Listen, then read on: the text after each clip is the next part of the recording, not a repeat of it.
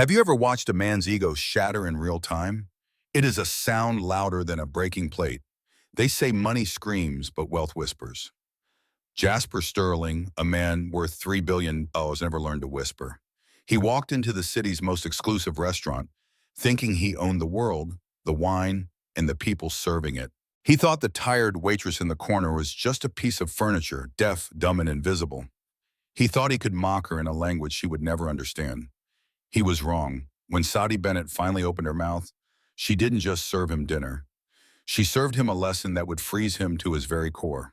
This is the story of how the invisible girl brought a giant to his knees without spilling a single drop of wine. The air inside Aurelia smelled of truffle oil, old money, and fear. It was the kind of establishment where the lighting was always dim. The velvet banquettes were crushed crimson, and a single appetizer cost more than Sadie Bennett's weekly rent. Sadie adjusted the collar of her starch-stiff uniform, wincing as the fabric dug into the sensitive skin of her neck. Aurelia didn't do slow nights. The restaurant was the playground of the city's elite hedge fund managers, tech moguls, and the occasional royalty who wanted to be seen not eating. "Table 4 needs water, Bennett. Move it," hissed Henry, the floor manager. Henry was a short man with a mustache so perfectly waxed it looked like a weapon. He treated the waitstaff like rats he hadn't quite figured out how to exterminate yet. "On it, Henry," Sadie said, her voice low and steady.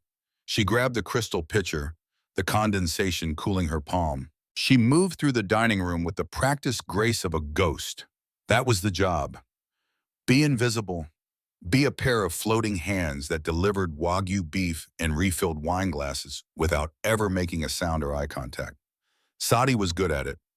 At 26, she had the kind of nondescript beauty that blended into the background. Pale skin, mouse brown hair, pulled back into a severe bun, and eyes that were always lowered. To the patrons of Aurelia, she wasn't a person. She was a delivery mechanism. "She looks exhausted," a woman at table 7 whispered, as Sadie poured sparkling water. "Do you think they let them sleep?" "Don't look at her, darling. It encourages them," her husband replied, laughing as he cut into his lobster. Sadie's hand didn't shake. She didn't blink. She just poured, bowed slightly, and backed away. If they only knew, she thought. If they knew that 4 years ago she had sat in chairs just like those wearing silk instead of polyester. If they knew that her father, Richard Bennett, had once been the man everyone in the room stood up to greet. But Richard Bennett was dead, buried under a mountain of corporate scandal and debt he hadn't created. And Sadie was just the help. She retreated to the server station, rubbing her aching lower back. "Big night tonight," whispered Chloe, a younger waitress who was currently hiding behind a stack of napkins to text her boyfriend. "I heard Jasper Sterling is coming in." Sadie froze. The pitcher in her hand tilted dangerously before she righted it. "Sterling." "Yeah, the tech guy. The one who just bought that robotics firm in Tokyo. Apparently he's celebrating. Henry is having a panic attack in the kitchen." Sadie felt a cold knot tighten in her stomach. Jasper Sterling. The name was like acid. He wasn't just a billionaire. He was a predator, a man who had built his empire by stripping down companies and selling them for parts. He was the man who had orchestrated the hostile takeover that drove her father to his heart attack. She hadn't seen him in person since the funeral, where he had shown up uninvited, wearing a suit that cost more than her father's life insurance policy. "I need to switch sections," Sadie said abruptly. Chloe looked up, confused. "What? Why?" "Sterling is a guaranteed $500 tip if you kiss his ring. I'd take him, but I'm stuck with the senator at table 2. "I can't serve him, Chloe, please." Sadie's hands were trembling now. "Take table 9. Give me the senator." "Henry will kill us if we swap without asking," Chloe hissed. "Bennett." Henry's voice cracked like a whip across the room. He was standing by the hostess stand, looking pale, front and center. Sadie closed her eyes for a second, inhaling the scent of roasted garlic and dread before walking over. "Yes, Henry." "VIP arrival in 5 minutes, Henry said, smoothing at his lapels nervously. "Mr. Sterling requested the corner booth. That is your section. I want perfection, Bennett. If he asks for salt, you give him the salt before he finishes the word. If he frowns, you fix it. Do you understand?" Henry, I really think Chloe would be better suited. I didn't ask for your opinion. Henry snapped, spittle flying while. Chloe drops things when she gets nervous. You are a robot. You take the table. And for God's sake, smile. You look like a funeral mute. There was no escape. The universe, it seemed, had a twisted sense of humor. Sadi nodded, her face returning to its mask of indifference. Yes, Henry? She turned toward table 9, the best seat in the house, secluded by a velvet rope and a wall of imported bamboo. She began to polish the already gleaming silverware. She would be a robot. She would be invisible. She would serve the man who destroyed her family, and she wouldn't let him see a single crack in her armor. The doors to Aurelia swung open, and the atmosphere in the room shifted instantly. It was a vacuum effect. All the air seemed to be sucked toward the entrance. Jasper Sterling didn't walk, he strutted. He was 42, handsome in a jagged, aggressive way, with hair styled to look windswept and a jawline that could cut glass. He wore a midnight blue bespoke suit that screamed Savile Row. On his wrist sat a Patek Philippe watch worth a small house. Trailing behind him like a confused puppy was a younger man, perhaps 25, wearing a suit that was slightly too large. This was Jason Thorpe, Sterling's latest protege, a yes man hired to stroke Jasper's ego and carry his briefcase. Mr. Sterling. Henry practically threw himself at the door, bowing so low it looked painful. Welcome, welcome. It is an honor to have you back at Aurelia. Jasper looked at Henry with mild amusement, as if observing a dancing monkey. He didn't offer a handshake. He simply handed Henry his coat without looking at him. The corner booth, Henry, and tell the chef I don't want the menu tonight. I want him to surprise me. But no shellfish. If I see a shrimp, I'm buying this building and firing everyone. He laughed. It was a loud barking sound that lacked any warmth. Jason the protege laughed a second later, a nervous echo. Of course, Mr. Sterling, right this way. Henry led them through the dining room, heads turned. Whispers followed in his wake like the train of a bridal gown. Jasper soaked it up, offering a smug wave to a rival CEO at table 5 and ignoring the rest. They reached table 9. Sadi was standing there, hands clasped behind her back, staring at a spot on the tablecloth. Your server for the evening, Henry announced, gesturing to Sadi. This is... He paused, realizing he barely knew her name. Bennett. Jasper slid into the booth, spreading his arms across the crimson velvet. He looked up at Sadi. His eyes were the color of ice water. He scanned her face, but there was no recognition. To him, the daughter of Richard Bennett was just a blur in a uniform. Water, Jasper said, sparkling, and bring the sommelier. I want something that wasn't bottled yesterday. Right away, sir, Sadi said. Her voice was steady, but her heart was hammering against her ribs like a trapped bird. She turned to leave, but Jasper's voice stopped her. And Bennett, she paused. Yes, sir. Try to look a little less miserable. It ruins the appetite. Jason snickered. Sadi didn't turn around. Of course, sir. As she walked to the bar, her hands shook so hard the tray rattled. She had to grip the mahogany counter to steady herself. He doesn't know, she told herself. He doesn't remember. You are nobody. Just do the job. Get the tip. Go home. She returned with the sommelier, a nervous Frenchman named Luc. Jasper dismissed Luc's first 3 suggestions as swill for tourists before finally settling on a 1982 Bordeaux that cost $4,000. Sadi poured the wine. She performed the ritual perfectly, showing the label, cutting the foil, wiping the rim. Jasper didn't watch her. He was too busy talking to Jason. The Tokyo deal is done, kid, Jasper was saying, swirling the dark red liquid in his glass. Signed the papers this morning. We gutted the R&D department, fired the seniors. We're going to strip the patents and sell the shell by Christmas. Sadi's hand froze for a fraction of a second over the glass. It was exactly what he had done to her father's logistics firm. The playbook hadn't changed. Is that wise? Jason asked, trying to sound intelligent. I heard the Japanese culture values loyalty. Won't there be pushback? Jasper threw his head back and laughed. Loyalty. Loyalty is for poor people, Jason. In business, there is only leverage. Besides, he leaned in, his voice dropping to a conspiratorial volume that was still loud enough for Sadi to hear. I've been studying the culture. I know how to handle them. You just have to nod, bow, and speak a little of their gibberish. They love it when the white man speaks their language. It disarms them. Sadi finished pouring and took a step back into the shadows. I didn't know you spoke Japanese, Jasper, Jason said, impressed. Fluently, Jasper lied smoothly. I spent 3 weeks with a tutor before the trip. It's an easy language. Simple minds, simple language. Sadi felt a flash of heat rise up her neck. Simple. She had spent 10 years living in Kyoto while her father ran the Asian division. She had attended local schools. She had learned the tea ceremony, the art of calligraphy, and the agonizingly complex levels of Kigo formal speech. She knew that Japanese was a language of infinite nuance, where a single verb ending could change the entire social dynamic of a conversation. Jasper Sterling didn't know Japanese. He knew how to order beer and insult people. Watch this, Jasper said, grinning as he looked at Sadi. He wanted to show off to Jason. He wanted a prop. He snapped his fingers at her. Hey, you. Sadi stepped forward. Yes, sir. Jasper looked at Jason, a wicked glint in his eye. I bet she has no idea what I'm saying. Watch me mess with her. He turned his gaze to Sadi, a smirk playing on his lips. He cleared his throat, preparing to butcher a language he had no business speaking.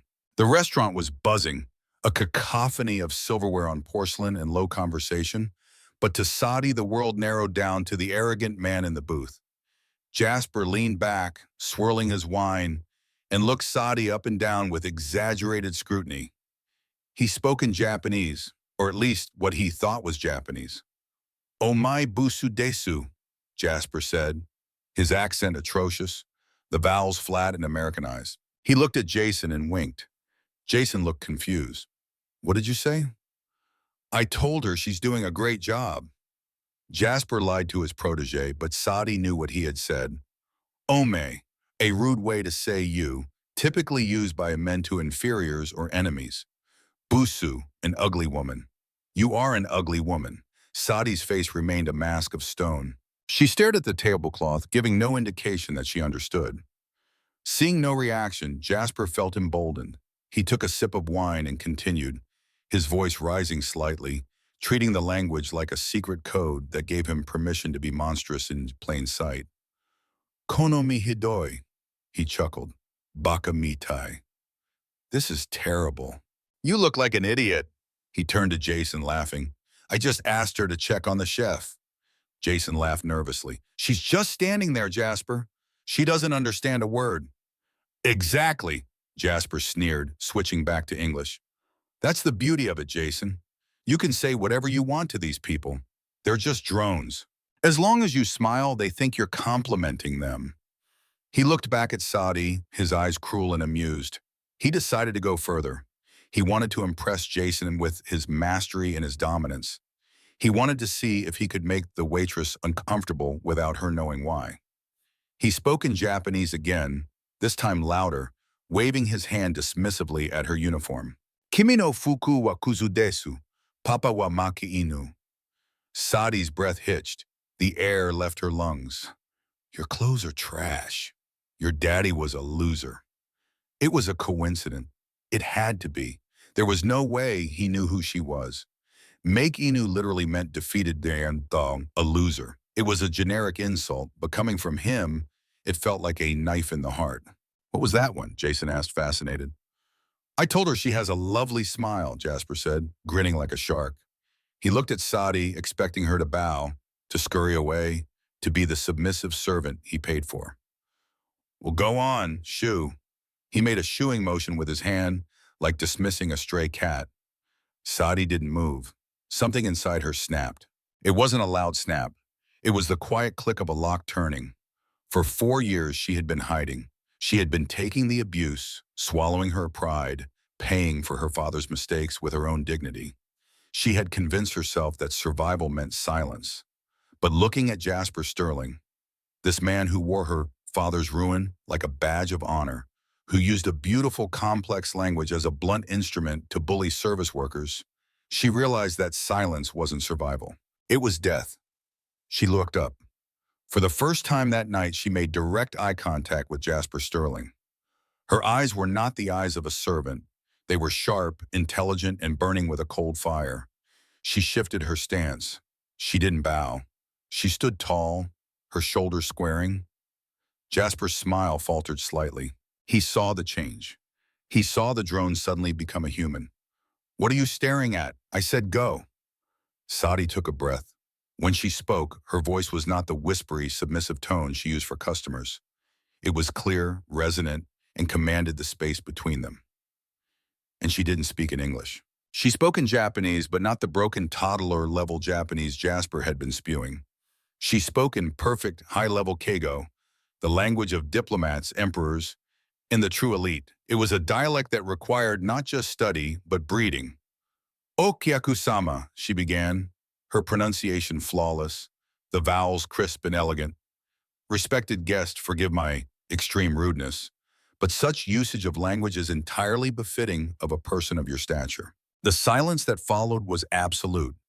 Jason's jaw dropped. Jasper froze, his wine glass halfway to his mouth. His brain struggled to process the sounds. He recognized the cadence. He recognized the flow. It was the way the CEOs in Tokyo spoke to him, fast, fluid, and intimidatingly polite. He didn't understand the specific words, but he understood the tone perfectly. It was the tone of a teacher correcting a naughty child. Sadi wasn't done. She picked up the bottle of Bordeaux, her movements fluid and confident, displaying the mastery of the Japanese tea ceremony she had practiced for a decade. She poured a splash more into his glass, not spilling a drop. She continued, still in Japanese, her eyes locking him in a vice grip. "If you intend to speak Japanese, I humbly recommend you learn the correct grammar. The word loser should not be used for others, but rather when looking in a mirror." She set the bottle down with a soft clink. Then she switched to English. Her voice was cool, professional, and devastatingly polite. "I believe you requested the chef's surprise, Mr. Sterling," she said, her British accent clipping the consonants. "I will inform him that you are ready, and I will also inform him that despite your unique critique of my appearance and my father, you are enjoying the wine." She smiled. It was a terrifying smile. "Will there be anything else, sir?" Jasper Sterling sat there, his mouth slightly open, his face turning a shade of crimson that matched the velvet booth. He was paralyzed. He had been stripped naked in front of his protege by a waitress earning minimum wage. Jason looked from Sadi to Jasper, eyes wide. "Jasper, what did she say?" Jasper couldn't speak. His throat was dry. The arrogant billionaire, the master of the universe, the man who crushed companies for sport, had no words.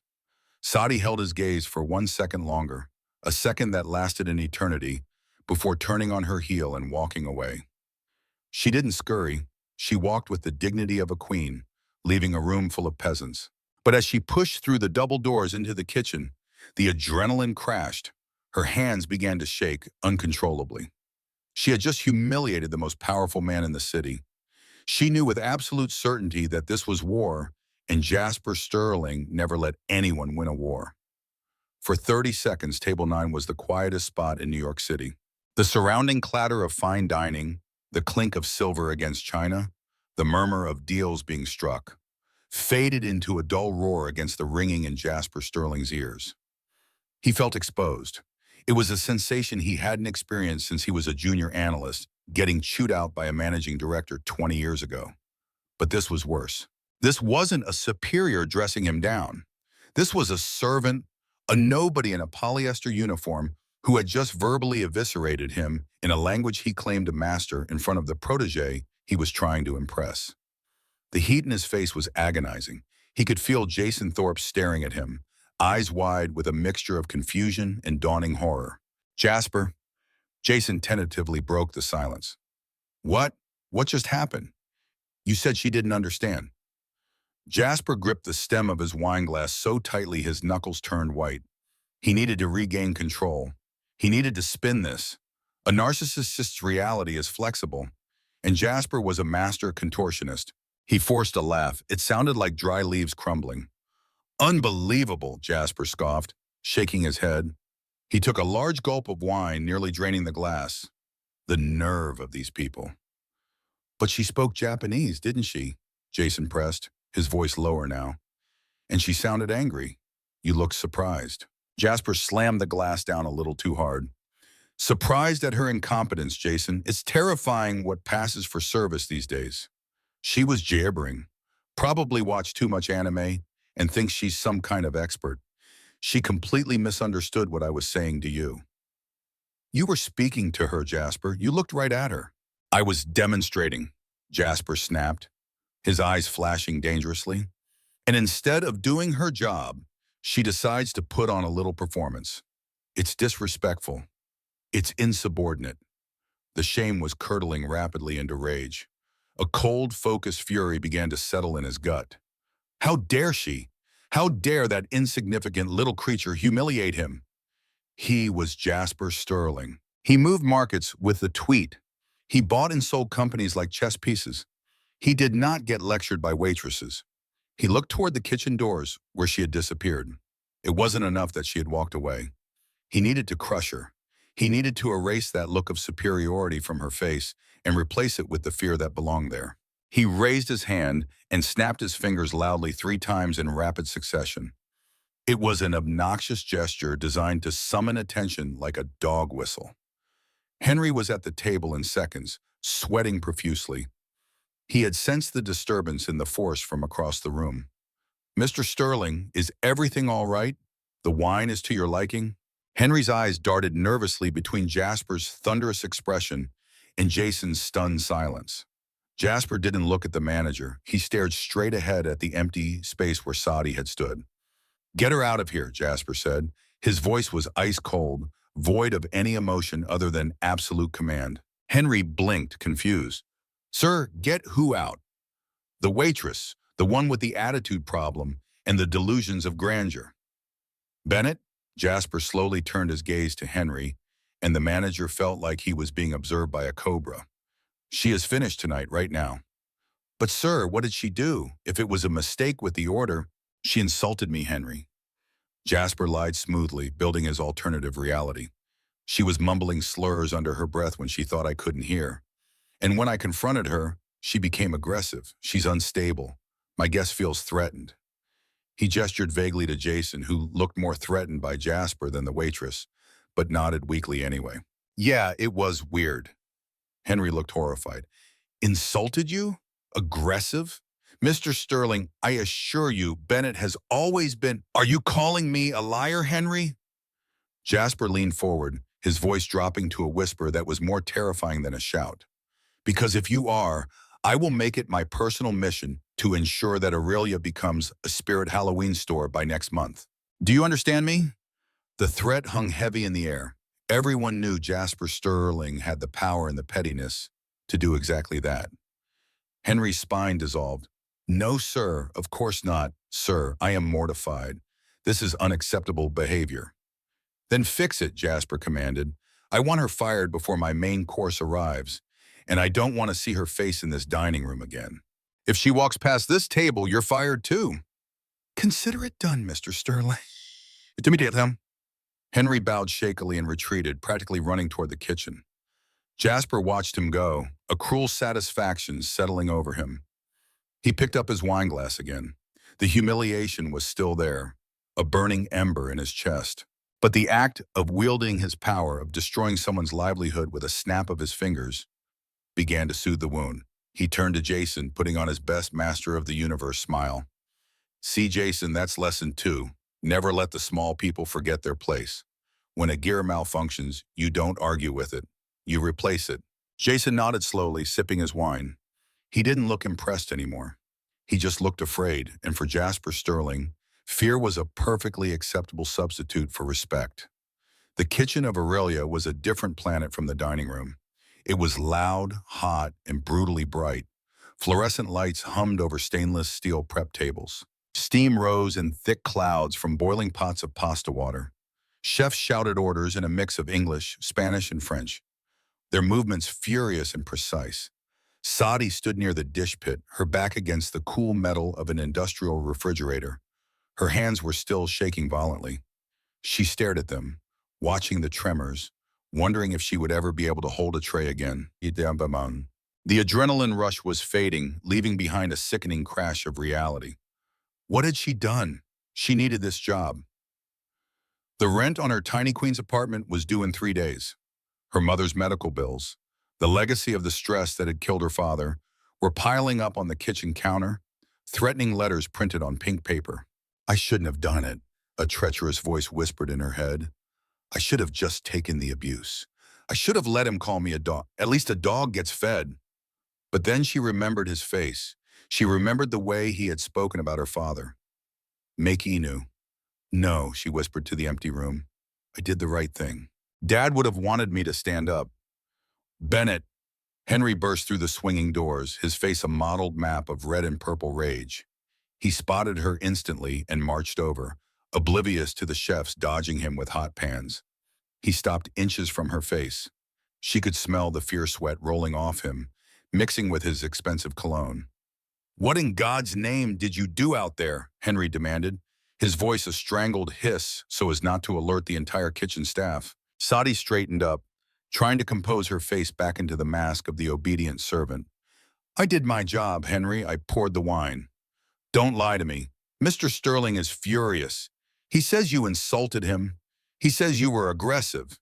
He's threatening to buy the building and bulldoze it because of you. Henry ran a hand through his immaculate hair, ruining the wax job. Do you have any idea who that man is? Do you have any concept of the damage you've just done? I know exactly who he is, Sadi said quietly. He's a bully and a liar. Henry looked at her as if she had just grown a second head. A liar. He's worth $3 billion, Bennett. He can be whatever he wants to be. You are a waitress. Your job is to take the abuse and say, thank you, sir. May I have another? That is what I pay you for. The injustice of it burned her throat. He was speaking Japanese to his guest. He was saying vile things about me. He called me ugly. He insulted my family. He thought I couldn't understand him because he's arrogant and presumes everyone serving him is uneducated. Henry paused for a second, processing this. You speak Japanese fluently? Sadi said, better than he ever will. Why didn't you tell me? Henry sputtered. We get Japanese businessmen in here all the time. I could have used you. He stopped himself, remembering who he was dealing with. It doesn't matter. It doesn't matter if he called you a three-legged donkey in Swahili. You swallow it. You do not embarrass a VIP client in my restaurant. He took a deep breath, steeling himself. I have no choice, Bennett. Mr. Sterling wants your head on a platter, and I have to give it to him. You're fired. Get your things and leave now before the main course goes out. Sadi felt a numbness spread through her limbs. She had known it was coming, but hearing the words still felt like a physical blow. Fired, no rent money, no bill money, back to zero. She untied her apron, slowly folding it neatly. The kitchen activity around them seemed to slow down. Chloe, who had just come in for an appetizer pickup, stopped dead, watching the scene unfold with wide eyes. Sadi handed the folded apron to Henry. He snatched it from her. I'll mail you your final check, Henry grumbled, already looking away, anxious to get back out there and grovel at table 9. Just go out the back door. Don't cause a scene. Sadi turned to leave.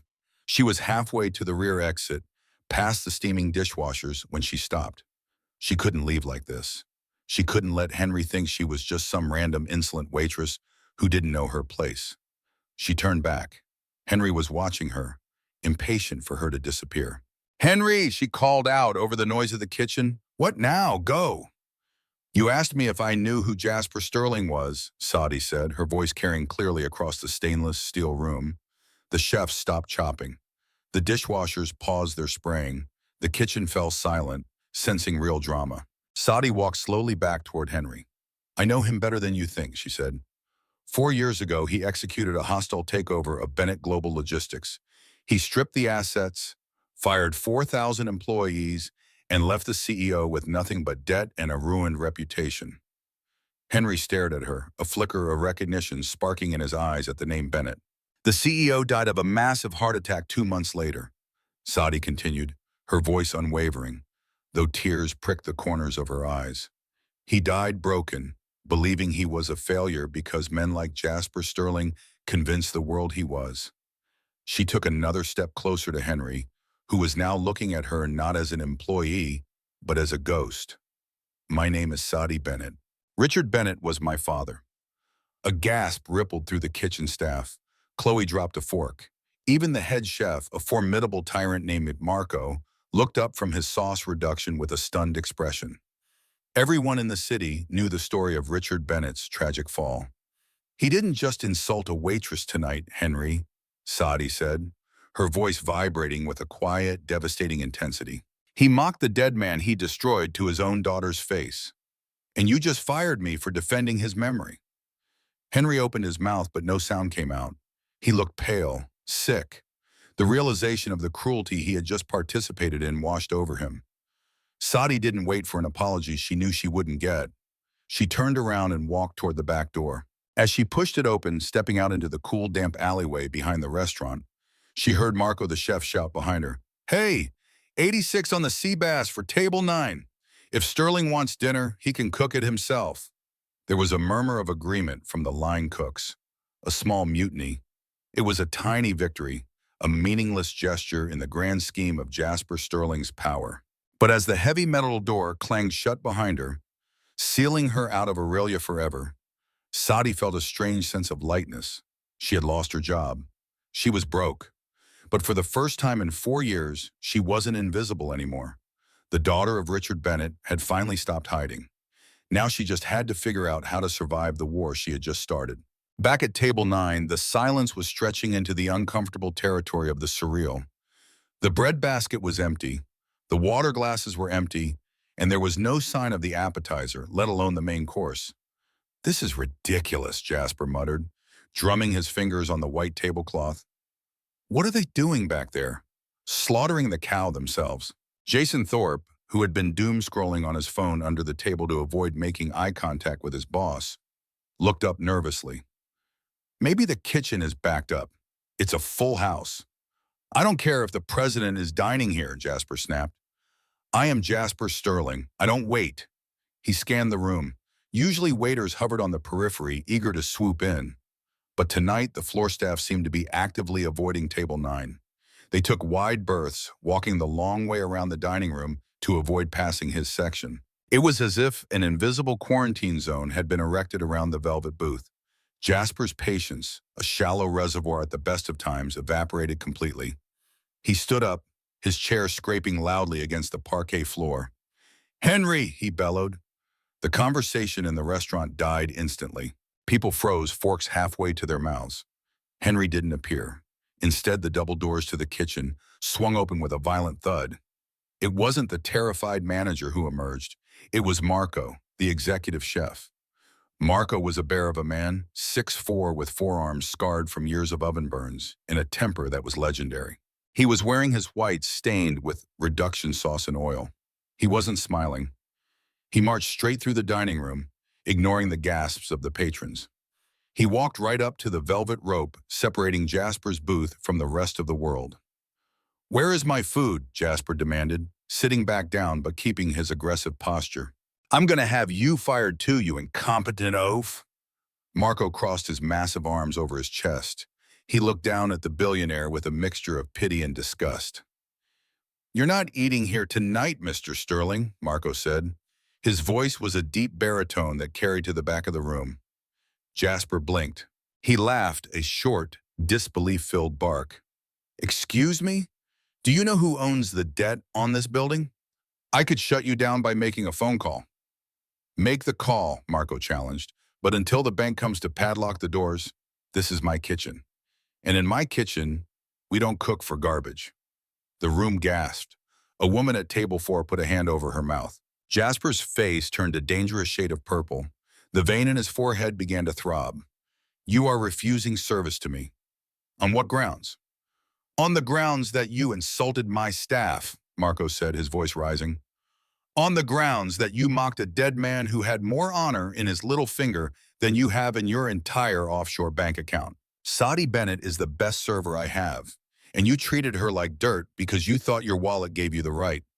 "She was insubordinate," Jasper shouted.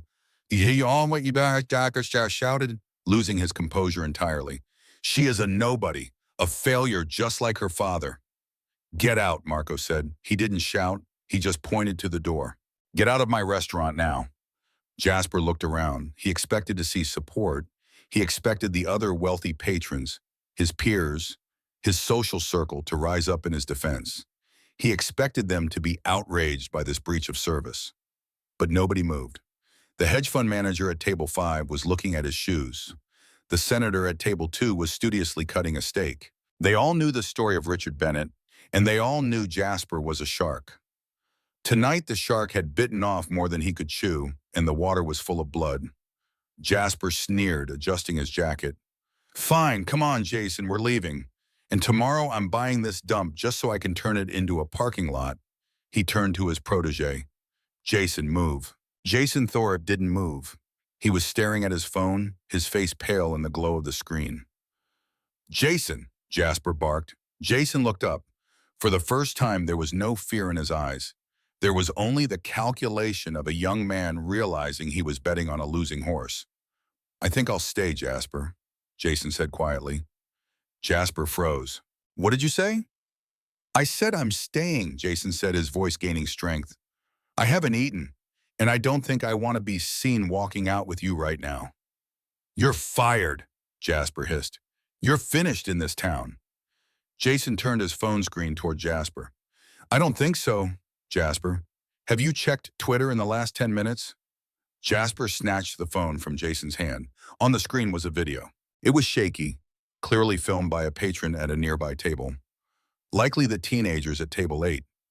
The video showed Jasper red-faced and arrogant, mocking Sadi in broken Japanese. It showed his cruel laugh, and then it showed Sadi. It captured every word of her fluent, devastating reply. The subtitles had already been added by someone on the internet. The caption read, Billionaire Jasper Sterling tries to bully Waitress in Japanese. Gets absolutely destroyed by the daughter of the man he bankrupted. #shark karma #trash. Eat the rich. #Jasper Sterling. The numbers were ticking up so fast they were a blur. Jasper stared at the screen. He watched himself look like a fool. He watched the waitress, Sadi, look like a queen. It's trending, Jasper, Jason said, taking his phone back. Top 10 in New York already. The subtitles are accurate. People are tagging the Takara group in Tokyo. The blood drained from Jasper's face. The Takara group, the robotics deal. He looked up. Marco was still standing there, arms crossed, a grim smile on his face. The entire restaurant was watching him. Some people were holding up their phones, recording the exit. Jasper Sterling didn't storm out. He didn't strut. He fled. He turned and walked briskly toward the door, head down. The sound of his expensive Italian loafers on the floor echoing like the ticking of a bomb that had finally gone off. Sadi didn't know about the mutiny. She didn't know about the video. She sat on the floor of her small apartment in Queens, her back against the radiator, wrapped in a blanket that had seen better days. Her uniform lay in a crumpled heap in the corner. She had cried for the first hour, hot, angry tears of frustration. Now she was just numb. She stared at the peeling paint on the opposite wall, doing the mental math of survival. If she skipped lunch for the next month, if she walked to her mother's nursing home instead of taking the subway, maybe she could stretch her savings for 3 weeks. But after that, the eviction notice was a physical weight in the room. Her phone buzzed on the floor beside her. She ignored it. Probably a bill collector or Henry calling to scream at her one last time. It buzzed again and again. Then it started ringing continuously. Sadi groaned and picked it up, ready to turn it off. Her screen was flooded with notifications. Instagram, Twitter, text messages from numbers she didn't recognize. Sadi B, official, is this you? You are a legend. Unknown number. Saw the video, respect from Chicago. Chloe, OMG, Sadi, turn on the news. Sadi frowned, her thumb hovering over the Twitter icon. She tapped it. The video was the first thing on her feed. She watched it, her hand flying to her mouth. She saw herself standing tall. She heard her own voice, clear and sharp, cutting through the restaurant noise. Oh my God, she breathed. She scrolled down to the comments. This is the coldest clapback I have ever seen. Wait, that's Richard Bennett's daughter. The logistics guy Sterling ruined him. This is poetic justice. Can we talk about her Japanese? That is royal court level keigo. She speaks better than the Prime Minister. Saadi felt a strange sensation in her chest. It wasn't fear, it was vindication. For 4 years, the narrative had been that Richard Bennett was a crook and a failure. Jasper Sterling had written that history. Now the world was rewriting it. The phone rang again. Mono. This time the caller ID didn't say unknown. It said Tokyo, Japan. Saadi stared at it. She answered, her voice trembling. Hello. Moshi Moshi. A deep, elderly voice spoke on the other end. The tone was grave, but not unkind. Is this Saadi Bennett-san? Saadi instinctively sat up straighter, switching to Japanese. Hi, this is she. May I ask who is calling? This is Kenji Takara, the voice said. Saadi stopped breathing. Kenji Takara, the chairman of Takara Robotics, the man Jasper Sterling had been bragging about conquering. He was a legend in the Japanese business world, a man of the old guard, a samurai in a suit who valued honor above profit. Takara-sama, Saadi gasped, bowing her head even though he couldn't see her. It is an honor. I apologize for the commotion. I assume you saw the video. I did, Takara said. My granddaughter showed it to me over breakfast. It was illuminating. There was a pause. Saadi could hear the faint hum of a busy office in the background. I knew your father, Saadi-san, Takara continued softly. Richard Bennett. We did business in the early 2000s. He was a man of his word. He sat at my table, drank my tea, and never once disrespected my culture. I was saddened to hear of his passing and ashamed that I did not know the circumstances until today. He admired you greatly, sir, Saadi said, tears welling up again. Mr. Sterling has been in negotiations to acquire my company for 6 months, Takara said, his voice hardening into steel. He assured us that he respects our legacy. He told us he wishes to preserve our employees. He attempted to speak Japanese to us, poorly, but we thought he was trying. Takara let out a dry, mirthless chuckle. The video shows me a man who mocks what he does not understand. A man who calls a woman ugly and garbage because he thinks he is a god. In Japan, business is not just about money. It is about trust. And I do not trust Jasper Sterling. He is a difficult man, Saadi said diplomatically. He is a maki-inu, babu, Takara said, using the very insult Jasper had tried to use on Saadi. I have just finished an emergency meeting with my board. We are terminating the acquisition talks with Sterling Capital immediately. We will not sell our life's work to a barbarian. Saadi's eyes widened.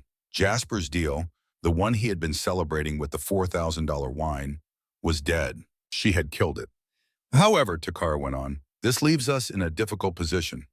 We are looking for a U.S. partner, someone who understands logistics, someone who understands both Western markets and Japanese culture, someone who has the blood of a leader.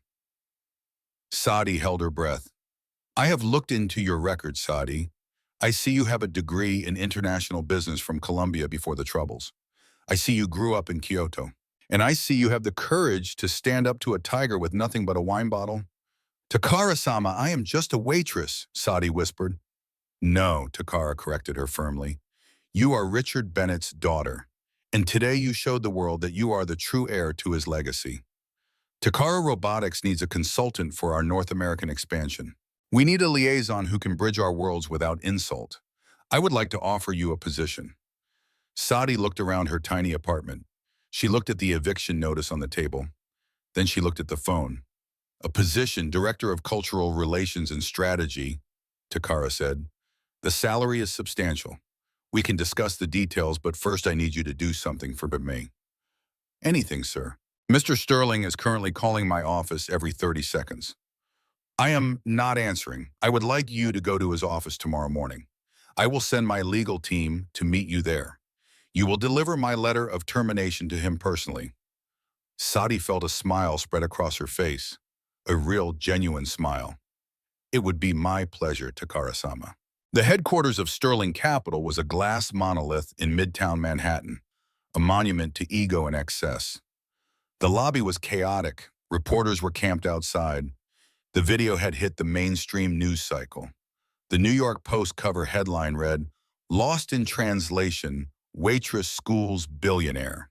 Jasper Sterling was in his penthouse office, pacing like a caged animal. His tie was undone. He hadn't slept.